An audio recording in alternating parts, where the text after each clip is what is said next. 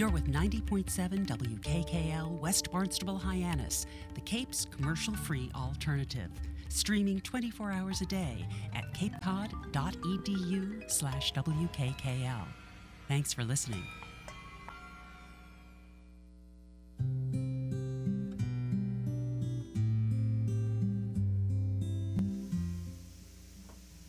It's 30 seconds before 6 o'clock, and that means it's 30 seconds before time to go to Chris Hills and Recovery Radio. Chris has another great show for you this evening. There he is, whooping it up. And I'm going to let him tell you all about it. Let's pass the mic to Chris Hills. Well, thank you, Naomi, and welcome everybody to Recovery Radio. And it is Sunday night. It is 6 o'clock. And we got an all-star show tonight. You've heard since the inception of our show that we've been underwritten by a group called Wellstrong. We have the founding member of Wellstrong today here, Amy. Hi, Chris. How you doing? Thank you very much for coming. And you have two employees, volunteers, Sarah and Ben. And members. And members as well. Is that what we call them, members? Yeah. Hi, We're Chris. everything. We're everything. I love that. Because that's what we are. Like addicts and alcoholics is what we are just a little bit. But we're everything too, right? Mm-hmm. We're people that recover and then become beautiful shining stars. And that's what we're going to talk about tonight.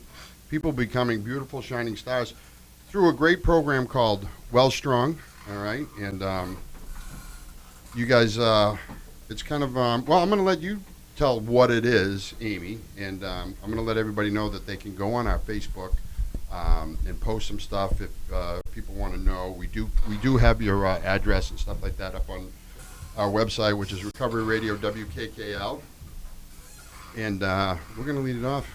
Great. Amy, again, thank you. Happy to be here. Thanks for having us. Yeah, we're happy you're here. We've been talking about you for a while and trying to get you on the show. So tell everybody, first of all, what is Wellstrong? Wellstrong, most of all, is a community. It's a community surrounded by around wellness, exercise, yoga, meditation. But we were talking about this a few minutes ago. One of the main things is it is a community of people together in recovery, trying to be well and be strong. Cheering each other on for another day of sobriety and being clean and, turning out to be the people that we're supposed to be in the beginning, right? Absolutely. Awesome. So how do you come to this point where you start this Wellstrong thing? Sometimes I ask myself that a lot. Why am I doing this? Where did this come from? No, a lot of things came together at the right time, at the same time that brought me here. Going back into the past, I grew up in an alcoholic home, pretty volatile. My dad stopped drinking when I was in high school, so I actually lived through recovery, lived through 12-step, whether it was, for myself, my mom, for him.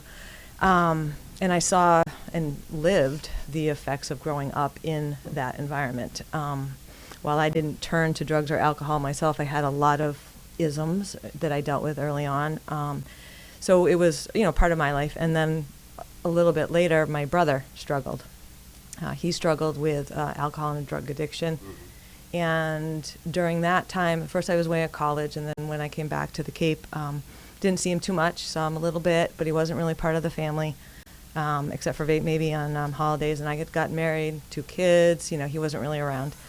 And then we did a family intervention. We found out that he had moved into a crack house, and he was kind of lost his job. He was at that downward spiral where things weren't going well. So we did a family intervention, and he went right into treatment after that. Nice. I say nice, wow, it's nice that he went through all that. Yeah, huh? yeah, You got to exactly. go through, the nice part that I'm saying is that, you had a family that cared. Yeah. So that message kind of went through because it's, I grew up in alcoholics. Father, he, went into the fellowship. I mean, everything my parents did were, related to the fellowship, and every event I went, was related to that community that you talk about, Yep. And but it doesn't mean when it's your turn to say yes or no to drugs and alcohol that you have this great wisdom and education of it. It happens. It's a bug, and not that we'll get too much into that, but it's a disease. American Medical Association says it's a disease, and if you got it, you got it. Yep. You know. Absolutely. So we start to experiment and things of that sort, and no one says, checks off on their high school resume like, geez, I hope someday to be this great crackhead and, possibly, even die from it. Like, it doesn't happen that way, and if you're out there, struggling, it's not a moral battle you're going through. It's a physical disease battle, So where is Wellstrong? Wellstrong is in Falmouth. So just to backtrack a little bit, well, first of all, the reason why I picked Falmouth was because I knew there was a real strong recovery community there. I grew up in the Mid-Cape, and it would have been a lot easier had we opened here, but it was a great place to start. And so, I watched my brother live in recovery for 7.5 years, and that's when we got to know him. That's when he got to be the uncle to my kids and go skiing with us and all that. And so I saw that success and that, what that was like. And what recovery does for somebody. Absolutely. Yeah. And it was amazing. And then when he was 39, he died in the middle of the night of a heart attack. Yeah. Not drug or alcohol related. No, Right. no. They had done the autopsy because of the drug history, Right. but he had heart disease. But what happened with us and our family is, you had watched his life turn around, and he'd just been married for 3 years. And you witnessed a miracle. Absolutely. Yeah. Absolutely. And then just to have it taken away was tough. Yeah. So, the tie to Wellstrong is that health and wellness piece. My husband and I would put on some local road races, and my parents asked us if we would put on a road race in his memory. Mm-hmm. So we did that, and he had gone to Gosnold, and that's where they wanted the funds, to raise money for Gosnold Cool. in his memory. So we just had the 8th annual David Lewis 5K this past September. Yes. I understand it's very successful. It's very successful, and now Wellstrong is one of the beneficiaries as well. So it's a great, event, and we're going to turn it into a much larger community event for recovery going forward. Yeah. Like everything grows from that seed of recovery. Like you said, I mean, it was just watching, you got your inspiration from witnessing the miracle. Yeah. Oh my God, this is so much better. Somebody took my brother away from me, and it wasn't really him, it was the disease of addiction. And then when you get to witness the miracle of coming back and watching, the dead turn into the living again, Yeah. and filling his soul. Absolutely. It's a family disease. Oh, absolutely. Right? So now you get this huge inspiration to start this gym, this road race. So the road races started first. So, yep, the road Gosnold's a part of it. Your parents asked you to do this, so Yeah. you're channeling all this really tough. I mean, there's nothing worse than grieving, Yep. especially somebody who's that close, a brother, or, for your parents, a child. Now you're turning it into some positive stuff. Yep. All Yep. right. So that kind of got me involved, and so then, with the recovery community more than I would have thought. But then I started volunteering. Part of your isms, maybe? Yeah, a little bit. And I'm going to decide here. One of the most incredible parts of this journey for me is the people that I have met. Seriously, the recovery community is an incredible group of people. Which we have a Thanks, couple Amy. here tonight. We're But, gonna let them tell that part of And it. and so that leads me into I was volunteering down at Emerson House, showing up once a week for about a year and a half. Okay, what's the Emerson House? Emerson House is the residential treatment house at Gosnold. Mm-hmm. So Now, what does that mean, residential treatment house? so the women are living there. They've Okay. gone through detox. They might have gone through more of an inpatient program afterwards, Mhm. but they can stay there for different amounts of times, 30, 60, 90 days, sometimes longer. Right. But they, it's a house with rules, and it's a house to kind of get them acclimated back into living, healthy life with Mhm. healthy habits and. Like making your bed every day, eating Oh, yeah, well, absolutely, and yeah. stuff like that, right? Yeah. Yeah. And there they were doing yoga. Because of the rules, they weren't allowed to leave and go for a run. So I would show up, and I was able to take them for a run. Cool. And I met some incredible women, and that's when it really hit me the difference that fitness was making to people. Okay. I would hear stories about, past, present, from the women that I was running with. Stories about they just tried meditation for the first time, and it was one of the best things they ever tried. So I'm showing up and I'm doing this, and some other things in my life were enabling me to have more time off to volunteer. And I realized that when most of these women left Emerson House, number one, they couldn't afford a gym membership. Number two, there are so many struggles that they had to face to get their lives back together, whether it was rent, whether it was finding a job, whether it was raising a kid, because some of the women had their kids. And I mean, how do you fit wellness into your life in early recovery when you've got so many other things that's so important? Well, and we'll back that up just a little bit. So many other things that are so important. You are talking about some big things: rent, kids, things of that sort. But can you achieve any of those without being well? I think it certainly makes a difference. So right? wellness is probably should be one, Right. and Absolutely. rent and children Absolutely. follow. Absolutely. So I think going to the gym or meditating. Yeah, I'll get to that. Let me just get my Yeah. kids back. I think if some people can understand, let me get to all the things that make me well, so that I can take care of Right. But children, rent, jobs, become a good employee, stuff like that. But even so, it's hard to get your head there at that point because you've Right. got guilt and shame and lack of Don't forget remorse. remorse, right? That seriously, you've got all Yeah. this stuff going on, so it's hard. So it just made sense to me to build a community around these healthy experiences that was affordable, and that meant nonprofit. Mm. And I started doing some research. I wrote a business plan. Started figuring out, would this be possible? Got some incredible people together to form a board of directors. Started fundraising. Had no idea where it would end up. We're Right. doing some small fundraisers, and all these things fell into place. And we talk about how our journeys are led by a higher power, and this journey, the way things have fallen into place along the way, what we've done in 2 years since we've become a nonprofit and 1 year since we've opened our doors is not because of me. I mean, Well, we'll give you a little credit. You get a little We'll credit. give you a little Amy. credit. Oh, because of you.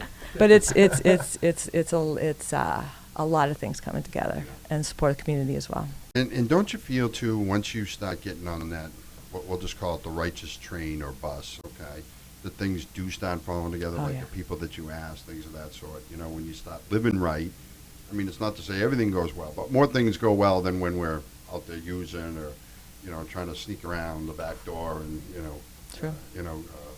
take that last hit or, something like that. So I think that's such a, microcosm of how recovery works, even in, a situation where you're not necessarily in recovery, but you go, I want to do something really great. So let me start here and then ask for help. A big part of recovery, would you say? Help. Yeah, absolutely. Ben and Sarah, you can chime in anyway. Yeah. Just get close to that microphone when you say, Yes, especially we when you agree. agree. We agree. Yeah, the Everybody- vulnerability is huge Yeah. in the beginning. We're- Asking for help. That's Sarah and Ben, who you brought with you tonight. Absolutely. They're members, so you guys work at the gym, Yep. help other people. We're going to kind of get into your story in just a little bit. Sure. I know for me, like the physical part, comes. It's weird. The feeling parts are the big challenge, but when you physically start to feel better, now you can start to take Yeah. on some challenge. Like I'm not so sick where I can't get up off the couch. So true. And the other thing, too, is everything is, and a lot of people like these terms, evidence-based. I mean, there are studies that show that physical fitness not only helps people with these feelings and feel better, but they've actually done addiction-related studies that show that it reduces rates of relapse, Yeah. reduces depression, same with yoga and meditation. So what we're doing is backed by evidence, too. Yeah. Well, I mean, mind, body, and soul is the whole balance that we, try and achieve, not only in recovery but in life. But in recovery, I know the gift in recovery for me was having to really seek out that stuff and place it and then, understand these feelings. And, of course, the feelings are the big thing in recovery, especially like you said. Once, I've been numbing these feelings forever.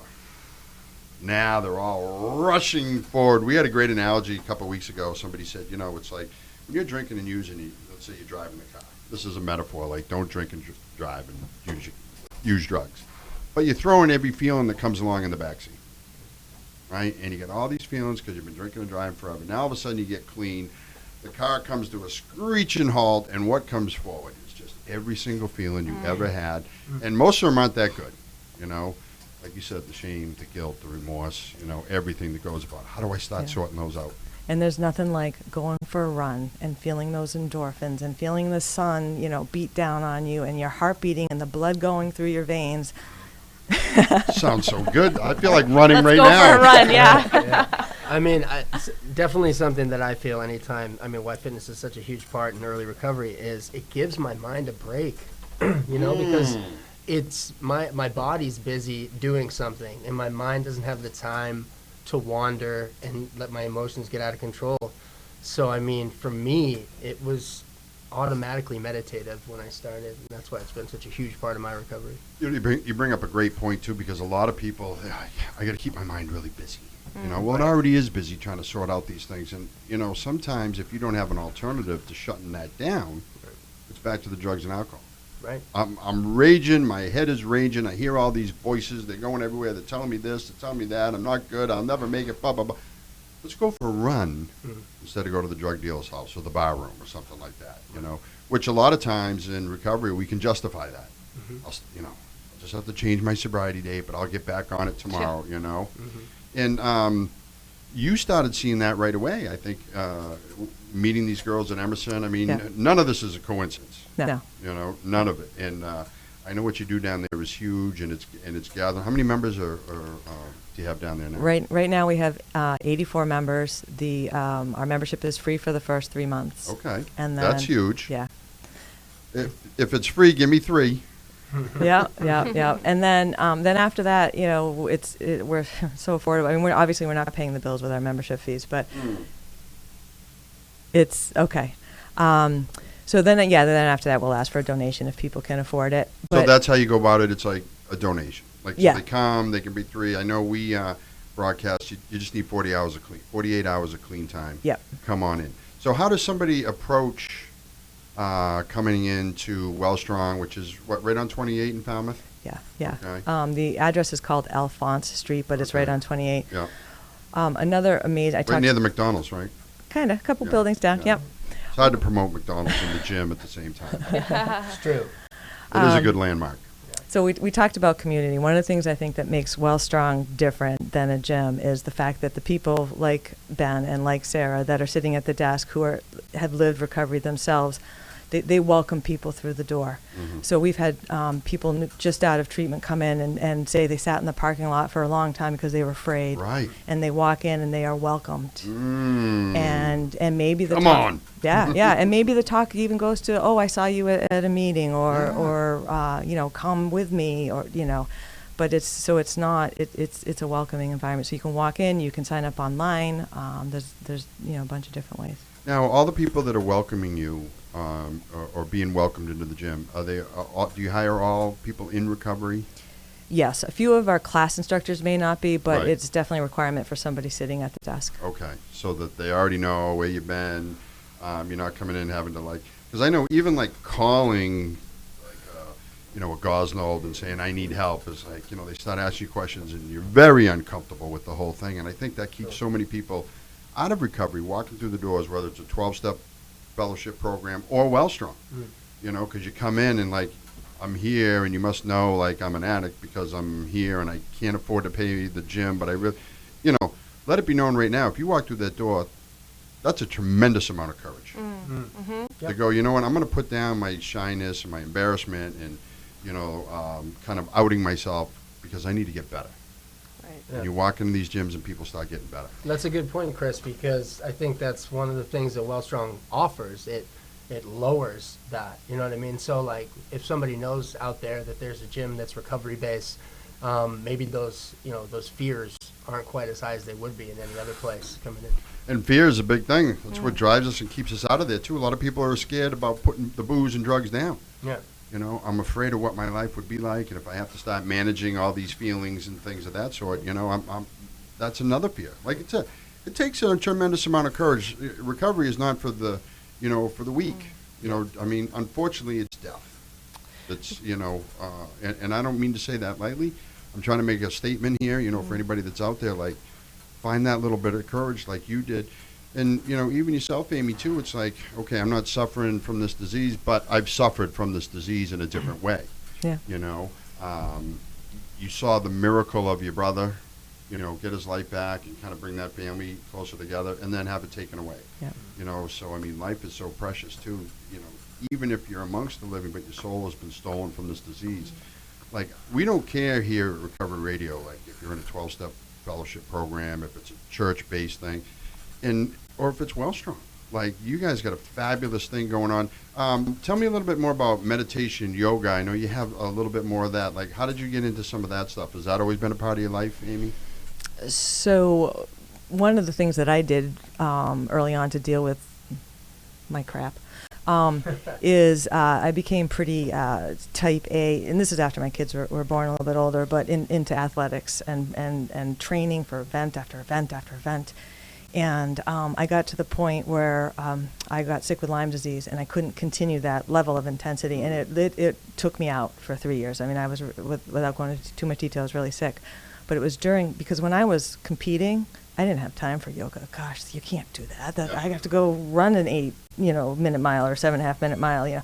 So it was then that I started yoga, and what a difference that made. My whole crazy type A personality just kind of didn't go away. But how did you eventually go, okay, let me try yoga? It was because I was training for an event and I needed to stretch. Okay. I was injured. But so it took time for me to get to. Now there is stretching and there's yoga stretching. Yeah. So with the yoga, in the beginning it was just stretching, but eventually I got to a point where yoga became more meditative to me, more of a connection, and then when I finally started doing my own meditation, that was a huge thing for me, and I really believe that the reason why I got better from Lyme disease was because of that. I did that whole mind, body. I brought every part of my being into getting better. It wasn't just the antibiotics and everything else. And so I saw that difference with that disease. So when I started meeting the women at Emerson's house, it made sense that it would help with their disease as well. Well, a minute, you're like connecting the dots here. I told you, all these things came together. Brilliant. I'm curious too. For me, I picked up meditation not long ago, and I'm like, why haven't I done that? Kind of alluding to what Ben said. To quiet the mind is a fabulous. What's the word I'm looking for? Just ability to have. And as you quieted your mind, as I'm listening to what you're saying, you're like, all of a sudden, all these things started to come together. The antibiotics, the feeling of wellness. You became mindful of all this stuff. Like, did you have a mentor or anybody? Like, was yoga, like you needed to stretch, so how did it slip into being mindful of my body now? Because it is a mind, body, and soul. Yeah. I think it was maybe because I had started meditating, and so my yoga class became more of a combination to me than just going to stretch. Now, did you personally just start meditating and becoming aware? Did you have a mentor? Did you read books on it? There's a little bit of an art form to it, and it's a difficult task to start out, I think. When I was really sick, I had a friend send me a 21-day meditation on health, because we couldn't, this might have even been before I was even diagnosed. I was sick for 1.5 years before I was even diagnosed. So I think, so she sent me this tape of meditation, and it just led, and I've done a lot of reading. I've been on a couple of retreats. One was actually specific. It was called, so there's, the more spiritual meditation, and then there's mindfulness-based stress reduction, which is more of a secular, but there's something called mindfulness-based relapse prevention. And I went away for a workshop on that, too, at one point, which was really neat. Cool. And mindfulness is such a big word, too, and, it came into light. I remember DY taught it as a class several years ago, 5, 6, 7 years ago. Parents started freaking out. Like, what's going on? You're like messing, like it's maybe it's a kind of a self-hypnosis, but it's nothing more than being present in the moment. Yeah. Correct. Yeah. And if you're present in the moment, that kind of sets up your later moment. Yeah. Yeah. Can you say a little bit about that? I mean, what like really turned you on to meditation? Sarah's probably better at talking about that. Okay. We're going to let Sarah have her little story on that too. So. Yeah. So I mean, for me, I mean, really, the only moment that's real is now. Woo! Tell me more about now. And so if you can be present, because if you're in the future, it's your head. And if you're in the past, and there's judgment involved with all of that. So if you can just focus and be, to me, gratitude is a big part of meditation. We love too. Gratitude on Recovery Radio. Yeah. So if you can focus on what's happening right now and be grateful, it takes away a lot of negativity, a lot of judgment, a lot of stress. a lot of what's going through a lot of addicts' minds, especially in early recovery too. Oh, yeah. Let's bring it back to the moment, because right now I'm not using it. And right now I'm mindful that I'm heading towards a place that's much lighter than the dark place that I came from. And, the big thing is, let me accept the things I cannot change. Well, one thing is the past. Like, there is zero chance of my past ever getting any better. It's always going to be the same, right? Absolutely. And the future thing, Can't control it. Right. and no one can predict it. Yeah. If they can, I'd be 14-0 on my football picks today, which I am not. Oh, you're not? No, I cannot predict that far ahead. Well, I think sometimes people get hung up on the fact that being mindful, excuse me, isn't thinking about the future. I'm sorry. That being mindful isn't thinking about the future. And that's not true. Planning for the future is being mindful. It's focusing on the outcomes of the future or the outcomes of the past that take you away from being in the present moment. So, And being able to accept, like, whatever turnout that comes out, too. absolutely. Makes, like, if it doesn't go my way, it's not Absolutely. an excuse to use and drink and drug. It's an excuse to, like, okay, this isn't the way it's supposed to go. But so many things that I know in my life have happened that I'm like, I can't believe that didn't go my way. And then down the road, and maybe it's 3 or 4 or 5 years, you go, see why that didn't happen that way, because it was Yeah. supposed to happen this way. Lyme disease, I look at it as a blessing. Now- During when I was going through it, it was the worst thing that ever could have happened to me. And, I think that's the biggest message that I'm hearing from you, Amy, too, is the fact that, what I didn't do was let Lyme disease get me down. What I didn't do is let my brother's drug abuse get me down. When he died clean, and you saw a miracle happen. So you let all that inspiration, like, lift you up and bring you even to more of light than let it beat you down. Yeah. Is that fair enough? Yeah. And I think that's what's so important about, people who choose recovery over active addiction. The places that you can go, man, right, are awesome. Now, we're going to break for a little song. I know Naomi's ready to play it.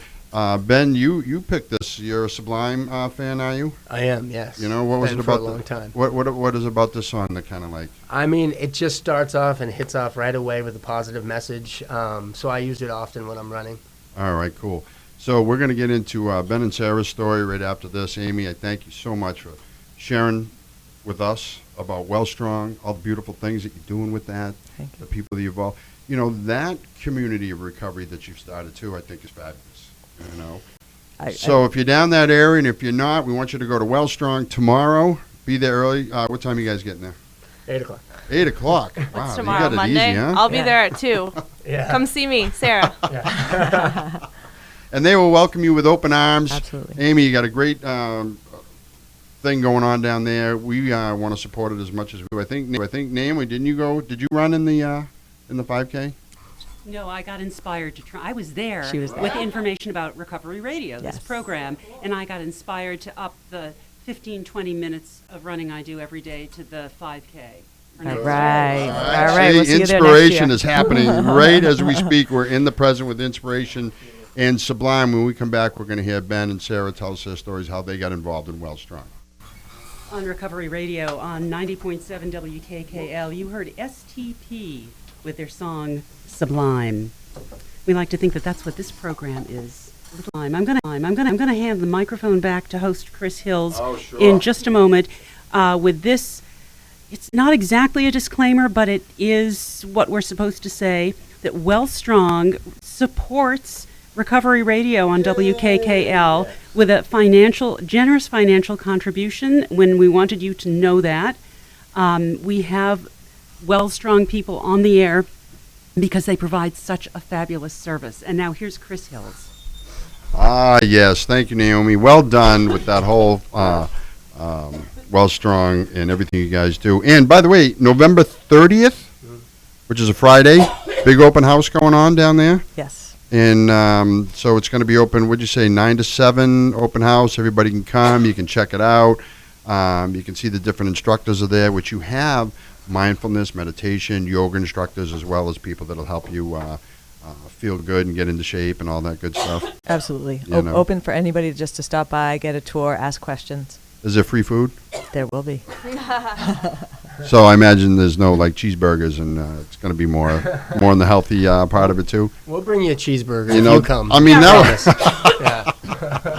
Well, I think I probably should come. You guys do a lot for Recovery Radio, and again, we thank you. And that brings us to our friends Ben and Sarah, two people that are members, employees, volunteers. Yep. Okay, Yep. A little of everything. You guys are the ones that welcome people in, say hello, things of that sort. Ben, say hi, Ben. Hi. How you doing, Chris? So this is Ben's voice right here for all you listeners out here. And Sarah, say hi, Sarah. Hey guys. So it's very easy to tell them apart, and we're going to kind of hear their stories simultaneously. But Ben, why don't you start out and why did it become important for you to get involved in recovery? Involved in recovery? Yeah. Because the option was to die or to, find recovery. I kind of came to that realization probably the first time I tried to get clean and sober about 10 years ago. And there's this interesting moment that when you're an addict, when you realize that what you've been using as your higher power, which is drugs and alcohol, basically an active addiction, no longer is supporting you and is going to end up killing you, but you know that you don't want to die. Yeah. And your only option at that point is to find recovery. So how does one get to that point? Your drug of choice? My drug of choice was... Just not to promote it, but so that some listeners can maybe identify? Sure, of course. Mine was cocaine and alcohol. But that's not to say that I couldn't be addicted to any drug. Right. It's really all the same illness. Yep. And the drug themselves are just a symptom of the illness itself, What do you mean by that? Let's be in the now on that one. Sure. Because that's something a lot of people hear and go, wait a minute, that's the problem, not the symptom. So like we were talking about before, I think we deal with a spiritual malady in this mental illness called addiction. And for whatever form it takes in the individual, it usually results in a lack of self-esteem or self-worth, feeling less than, and kind of seeking outward approval from sources that aren't necessarily the healthiest for that individual. I'm going to speak for myself on that. Yeah. And oftentimes the way that we navigate through life and able to cope with those feelings is the uses of drugs and alcohol. Yeah. Well, you make some great points that we've touched on here at Recovery Radio is, that spirituality. But, growing up, we're all trying to fit in, Of course. One way or another, through either sports and, and Amy, you and I know that can be political and, who's the best at what, and everyone starts to judge people, Growing up isn't as easy as riding your bike down to the store and, just living this great childhood. We go through some feelings that, they're not really taught. They're not really talked about all the time. Like, am I fitting in? Like, am I hanging with the cool kids? Am I a cool kid? And most people think, I don't fit in and I'm not a cool kid and I'm afraid to go to school and don't anybody even call on me or, I'm trying to be as invisible as I can.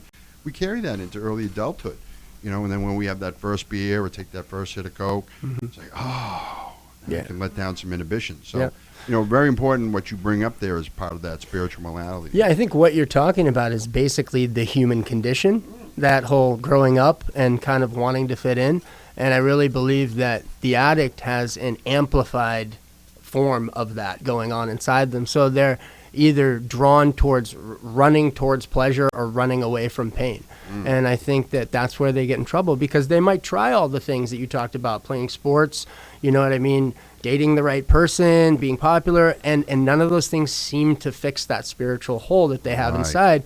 And then they try drugs or alcohol, and then it fixes everything for them. For a little while. For a little while, Right. yeah. And that's why the hook is so deep. The hook. I love some of the words that you're using in that, Ben. That's good. Thank Sarah, you, Chris. for you, was it similar feelings? How did you start to chase recovery?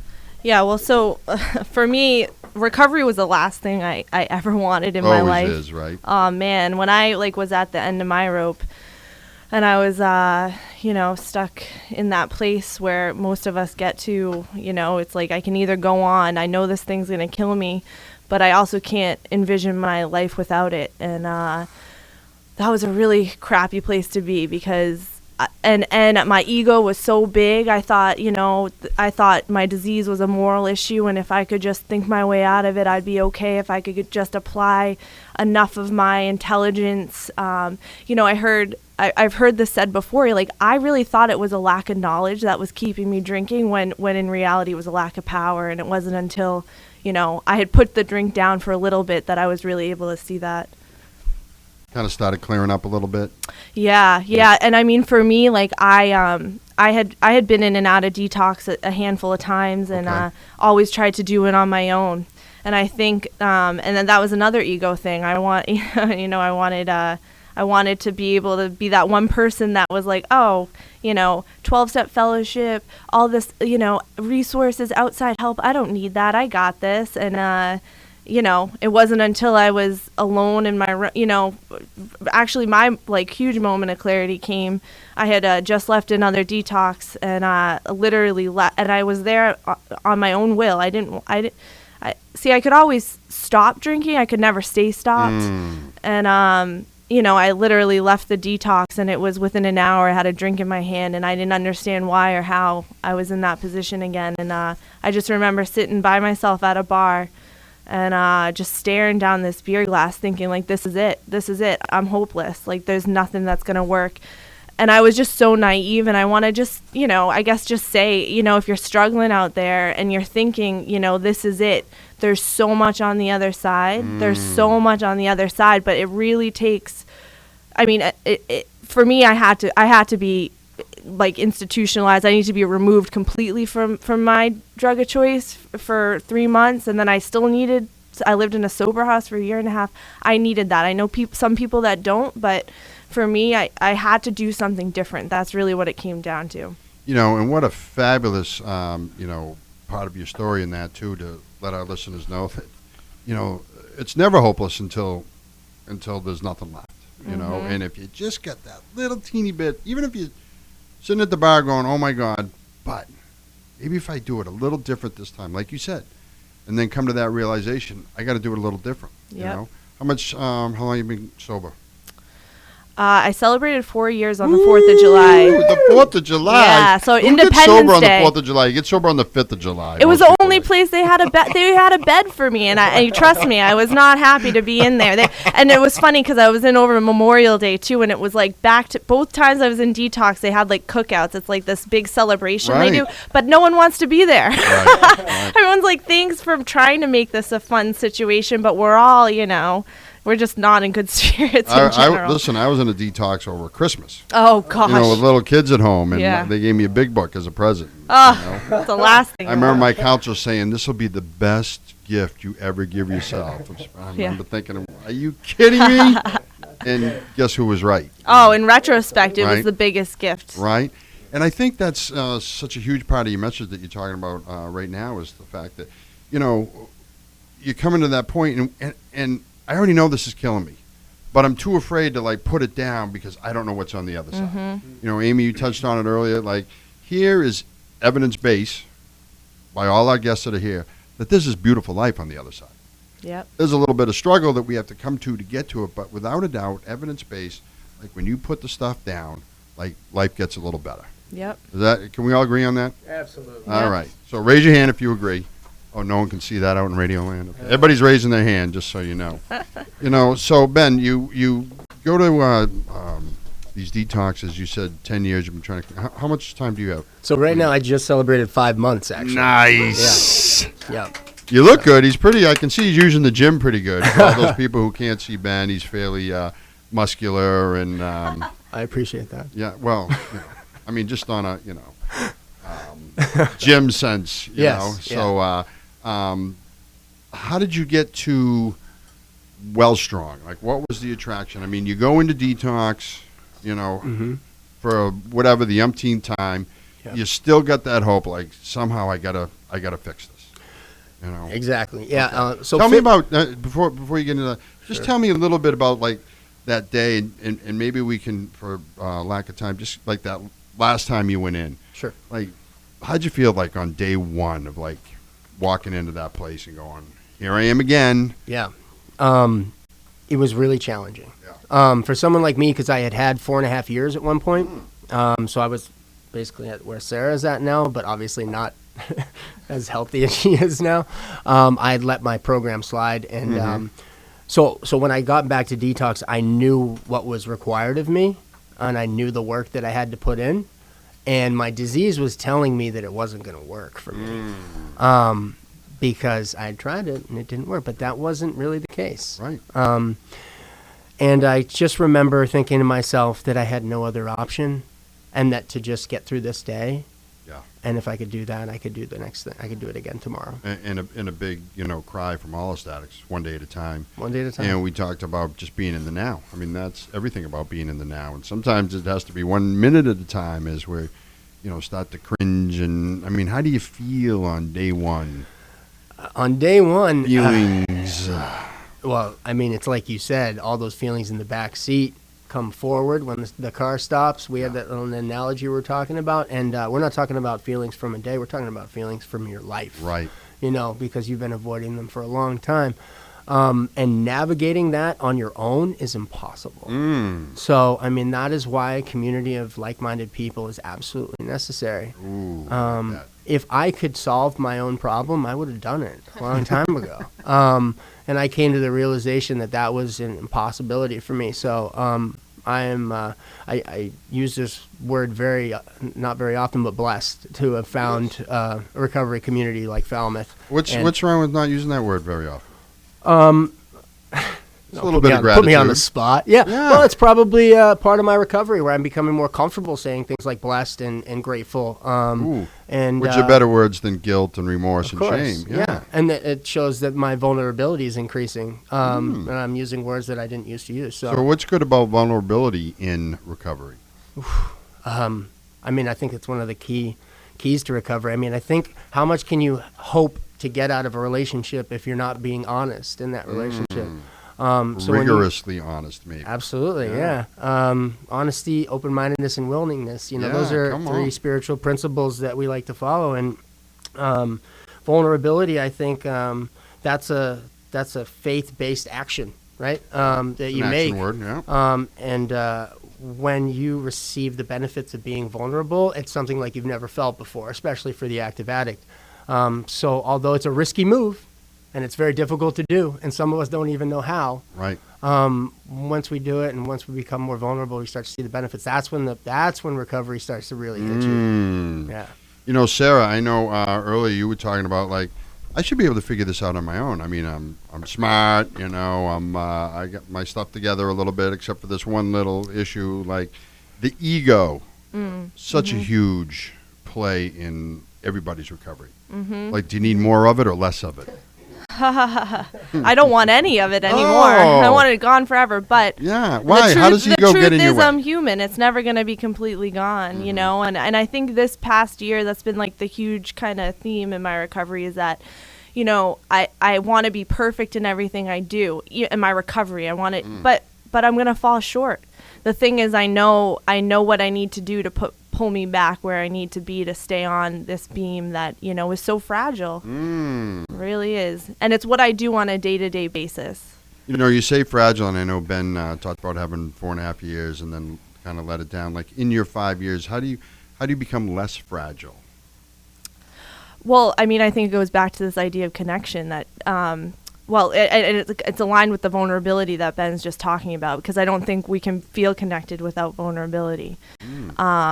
I really think that breeds vulnerability. Vulnerability breeds connection. And that was really hard for me coming in. I mean, especially with the feelings of shame, guilt, remorse, thinking 12-step can work for other people. It's not going to work for me. All the, and it really is a lack of humility, because I was so naive when I came in thinking, humility is about just not thinking I'm the best, but it's also not thinking I'm any worse than anyone else too. There's the flip side of the same coin. So, if I'm coming in and I'm trying to get better and I'm thinking, I've done some really crappy stuff, I'm a bad person. It's the same as thinking it's that it's a lack of humility. And that comes with time. I mean, it's not going to change overnight, but, thank God there were so many people that I was around that had come before me to show me the way, show me the actions to kind of breed this new way of life. Ooh, and I love that. And that's the attraction. Oh, You know, 100%. The attraction is, people start to live a certain way where you look at them and you go, wow, they're kind of like mellow and got their stuff together, and like, I kind of like that. What's up with that, Mm-hmm. As opposed to when you first went in and going, I already got this, I know what I need to do, I'm out of here, like, and then next thing you know, find yourself at the bar room, Right. So, I mean, what you say, I mean, what a great message still going forth there that, when I do put down my ego and I become open-minded and willing, like Ben was saying, like, now I can start to learn. Right. so Take an much honest more. look at myself. Yeah. And then not in a good or bad sense. I'm just gathering information about who I am, how I've acted. Come on. I'm not good or bad. I'm just trying to get this information so I can move forward and try and change. Well, let's put it this way. You are good. Okay, so that's like one of the biggest things. Oh yeah. I'll throw out a meeting sometime when I'm out there and I'm going, all right, everybody in the meeting has to say something good about themselves. How uncomfortable it is for us. For everybody, they in clam the up. No one beginning. wants to go Oh, for man. us. No one can accept. Positive affirmations, forget it. Oh, my in the God, beginning. I can't right? say anything good about You know? myself, but Which is a fine line of walking humility, like we talked about earlier, and, putting away the ego, but realizing, hey, you know what? I did some good stuff today. So Yeah. let me pat myself on the back. But that's over. Yep. Let me continue that. And in the beginning, it's just that. It's just I didn't have to drink today. I didn't have to pick up a drug. That is enough in the beginning. That's all you have to do in the beginning. That, you know what? That's all you have to do every day. Every day. And the rest takes care of itself, right? Yeah. So let's give you a good, all right, for not drinking and drugging today. Oh, All right? thanks, man. Bad stuff. It's a gift. It is a Right. gift. It is a gift. And, who doesn't like gifts, especially as we start to enter, This is the whole- only gift I need. Wow. I hope whoever's giving you some gifts this Christmas just heard that. Well, they're not listening, so not. what you heard here doesn't leave here. What do you mean they're not listening? What? That's not a good, Because I knew I was going to Yeah. say that. for a radio station, that's not really a good adage. Like, that's fabulous. Ben, I know that, you said you had 4.5 years. Why did stuff start to slip, do you think? You got 4.5 years, things are good. Did things become melancholy? Did the journey slow down? In retrospect, looking back on it, what do you think happens to addicts and alcoholics who just kind of slow down and relapse? I'm really glad you asked that. I actually have been thinking a lot about that, oddly enough, this time around. And I think it's because to truly commit to recovery, it takes a level of commitment that you're not used to. And I think the first time around, I was very serious about it, but I treated my recovery like a class, not a career. Mm-hmm. So I passed my class with flying colors, and I got, an A. But I didn't consider it a career that I was going to live for the rest of my life. And eventually my disease found its way back into my mind, and it convinced me that I was good. Yeah. And I was good. Yeah. I didn't pick up for 2 years, and I didn't go to meetings for 2 years. And then slowly, because, they describe it as insidious, the disease, made its way back into my head, and all the same problems came back, and I slipped up. Okay. And not really knowing how to deal with some of the feelings that will take us down, or some of the things. Because I know, as far as, cognitive behavior and, you say some of the evidence-based stuff, Amy, earlier, our brain likes that high. Our brain likes the endorphin, rush that running and exercise gives you, except that your brain will say, hey, I know a quicker way to get there, And, that's part of the spiritual malady, but that's part of the disease, too. Like, we're wired just a little differently than people who can have a glass of wine, which I never really understood that whole concept. But maybe, Amy, you can fill me in on that later. Why would you have one? Real alcohol abuse is when you leave some wine in the glass, if you ask me, But we're wired different, so to understand that. But did you have any type of community connection in that 2 years, or did you just drop all fellowship altogether? I it was a gradual process. I had a community, and I had a wonderful community, and I went through a sober living situation for a year, and then stayed in the area for another year. But I slowly left that community behind in lieu of another community that wasn't, a bunch of people doing drugs or anything. Right. I just didn't have what I needed. Did you find yourself getting like in a comfort zone of like, this is how I just feel it should be done at this point? Sure, and you actually start to believe that, anything that you feel in a negative sense is not your disease. It's just life. Right. And and that starts to chip away at you. You start to think maybe you're just a depressed person. You know what I mean? And your disease convinced you it wasn't it wasn't the program that was helping. And that's what will happen. If you don't stay on top. For me, if I don't stay on top of it. And that's why, this time around, it's much easier for me to turn over, as we say, my life to a higher power, because like being in control and trying to be in control has only gotten me misery. Right. Don't you feel it's a little bit of relief too that, oh, by the way, I'm not in charge today? Absolutely. Like I don't have to be the boss. Absolutely. Yeah. And I think one of the great things about Wellstrong is in early recovery, the focus oftentimes is on the outside. You know what I mean? And people think that if they change how they look or if they buy some clothes, that things are gonna change for them. And then the idea of working out is often something that people do in early recovery. But if you can't change the inside in like congruently with the outside, what's the point? Because if in the inside you're still feeling worthless, and that hole in the soul isn't getting filled. And at Wellstrong, we address all three things: mind, body, and spirit. And soul. And it's wonderful. I invite you to come to any of our classes, Chris, because what we've got going on in that studio, there's an energy there that I can't describe. But everybody it's in recovery, especially Friday, maybe even tomorrow, you'll have a surge of people. Yeah. Sarah, tell me, you said you had a little over 5 years. Well, 4 years. 4 years. Let's not get ahead of ourselves Okay, here. no, and we can't front you any Right, years at exactly. all. But tell me, what are some of the things you're doing to stay on top of the game? I think trying to stay out of my own way as much as possible. That's like a big one. Turning stuff over to God. Okay. I have a daily meditation practice. Okay. I start every day with 10 to 20 minutes of silent meditation. All right. That's So right out of the before Yep. coffee or after coffee? before coffee, right out of Okay. bed. It's the first thing I do when my eyes open. Okay. Good. Because I know if I don't do it, the day will get away from me, and I won't be able to. So a silent meditation. Can you describe a little bit about that? Are you concentrating Yeah. on something? Are you blocking Sometimes- things out? Yeah, it depends. Some days I'm more focused than others. I think people have a misconception about meditation as this thing that we need to stop our thinking, and that's like biologically impossible. I'm Right. always going to have thoughts, and I think for me it's not attaching to the thoughts. I'm going to have a thought, and I try and kind of recenter myself. I tend to focus on my breath. Sometimes I'll do a visualization, and I really got to tell my secrets here. I envision a flame. That's Okay. like my visualization. Yeah. Cool. And it's really just kind of sometimes when I'm off, my mind can wander for a minute or Yes. two, and then I bring myself back, and it's okay. I know I'm benefiting regardless.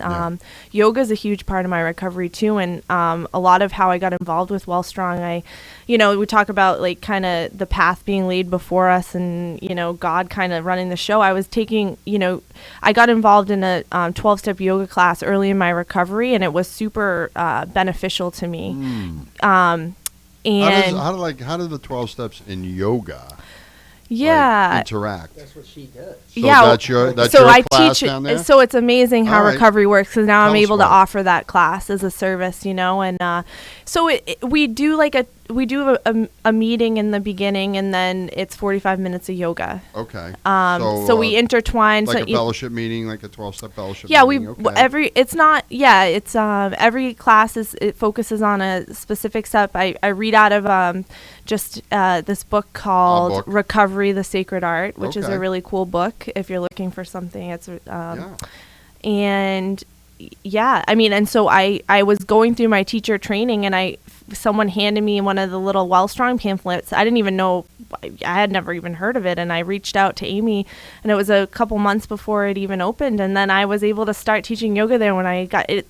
It's been a blessing, and I mean, Amy has been such a huge, Wellstrong and Amy, like it's rocketed my recovery into a new dimension. Like it really the fourth has. dimension, I think, is that what dimension it is? Well, it's a part of that for sure. Yeah.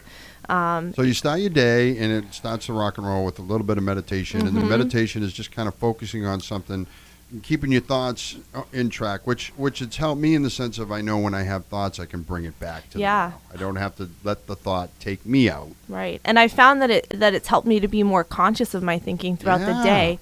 I mean, my whole life I struggled with anxiety and depression, and I didn't even realize how bad my anxiety was until I was getting a bit of a relief from it, because I was able to kind of really be mindful of where my thoughts were going throughout the day. And so instead of trying like calm yourself or bring yourself back after the act of anxiety, depression, you're now learning to preempt it. Yeah, kind of intervene as it's happening. Like, Nice. Okay, bring it back to the breath. And I mean, yoga too has been a huge part of that, like the breathing. My yoga classes are, if you've never done yoga before and you're interested in Wellstrong and you're in recovery, you've got 48 hours sobriety. My classes are really open to anyone who's never even taken yoga before, because it's a gentle, it's not advanced by any means. I like to focus on our breath, staying in the moment, and, working our bodies and modifying for people that, need it. So, how would you best describe yoga as it's a little different to meditation? Is it a little bit of both, meditation with exercise? I think, yoga started as the first posture in yoga was a seated posture. I mean, yoga is about the breath. Yoga is about the meditation, the mindfulness, and then the postures kind of evolved from that. So I really try and keep the focus on my class on the breath. I'm always, bringing the class back to the breath. Remember to breathe. And it's amazing how many people will laugh when I say that, because you forget to breathe, and then, it's stretching. It's really it's elongating the muscles, getting that stagnant energy out, that's stuck, and reintroducing new life energy into that, and just, so we can be more aligned with, the positive in the world, the good energy, and not this like trapped energy we've been holding on to for years, in our addiction especially. So and bam. Yeah. There it is. Like there's the message of the whole hour that we've been kind of pursuing here, is like, listen, it's a choice, really, of what we want to feed our minds. Oh, without a doubt. Do we want to feed, the positive seed, or do we want to feed the negative seed? Do we want to tell ourselves that we're doing okay today, or do we want to tell ourselves we're not doing okay today? And there really is a very fine line. We talk about humility, and, Amy, you touched upon it, like, I got to run faster. Like, that wasn't good enough. Like, well, how about, like, I'm really happy with myself being a runner. Yes, I have some goals I'd like to achieve, but let me first pat myself on the back for getting up off the couch and doing something positive. Wasn't there for me earlier. And that's a big thing too. Like there's a fine line we walk as people, but I think it becomes more into the light, as the recovery process takes place, and some of the stuff that you're talking about, that like along the way, let's pat ourselves on the back and then get on with achieving another goal. And never, ever, if we come short of our goals, remember that we tried. And in life, the shame is not in falling down. It's not getting back up, And that's what I want to thank about you guys. I mean, talk about getting back up, When you come from the throes of addiction, of bereavement, whatever it is, life, it seems like it's almost always ready to kick you down. But if you have the mindfulness and the awareness that we can change that, like we can just see the beauty that's in a life, that we can see the negative, and you see it in people every day. The grumpy old man who just doesn't see anything good about life. But I think, and you said earlier, Ben, too, that like it's almost a blessing that you were an addict, because it brought you on this spiritual journey that maybe we never would have gone on, to see all that is beautiful in life. When you've had your soul taken away from you, and then you get the gift of giving it back, and you're very mindful, cognitive, aware. Beautiful. There's the life on the other side of addiction. Yeah. You guys told a great story today. Don't you think so, Naomi? I'm with you. We're all with you. So it's Wellstrong. Amy, you speaking to the mic there. Wellstrong, Alphonse Street, big open house coming November 30th. You're going to do some speaking there, inspirational speaking. Yeah, I'll talk a little bit about Wellstrong. We'll have a few members talk about their experience for anybody that wants to know. Awesome. Come to my yoga class. It's at 9. I'll be teaching. 9? It's open to the public. What time does the open house start? Starts at 9. That's a.m., right? Yes. And your class is a.m. too? 9 a.m. Yep. 9 a.m. Serenity yoga. Who would want to Way miss to some start. Serenity yoga, huh? Great way to start your day. Is morning a bigger time? How late are you guys open till? Open till 7. Oh, okay, great. Yeah, most of our classes, we have a few in the morning, most are in the afternoon, and we get pretty busy in the afternoon. Yeah, I can imagine. And then there's meditation, stuff like that. So do you have like a menu of like different classes you can start up Yeah. and things of that sort? Yeah, and we also have a lot of fitness. Ben teaches a kind of CrossFit, Flex Fit style, Yeah. just like a high-intensity workout. We Yeah. have kickboxing, we have not Zumba anymore, pound. So we've got a lot of active classes You as guys well. got the real deal going down there. Mind, body, and spirit. Yep. You can get it all at Wellstrong down on Alphonse Street in Falmouth. We've had a great show tonight. What do you think, Naomi? I loved every minute. Thanks to all of you. Thanks for Thank having us. you. We loved every minute. For everybody out there listening, head down to Wellstrong. There's plenty of different ways to seek recovery. You're not alone. You can join a great community like you heard today with Amy, Ben, and Sarah. Thank you so much. It's a cool community. Absolutely. It's cool to be clean and sober. Yeah, absolutely. We're finally the cool kids. Come be a part Yeah. of it. All right? Definitely. Come be a part of it. All right, everybody. This is Chris Hills saying thank you very much for listening to Recovery Radio. Again, 6 to 7 o'clock. We're here every Sunday with some fabulous guests like you heard. If you're questioning out there, please, by all means, head down to Wellstrong, head into any 12-step fellowship program. We need you on our team to spread the message and, try and get rid of all this stigma and death that goes on when you're in active addiction. Naomi, you got something to say to take us out? Well, thank you. I have a couple of things to say and a song that Sarah picked out. First, I want to say thanks for listening to Recovery Radio on WKKL West Barnstable, Hyannis. We're on the dial at 90.7, and we are online, streaming live 24 hours a day at the WKKL page at the Cape Cod Community College website. We broadcast live from Cape Cod Community College.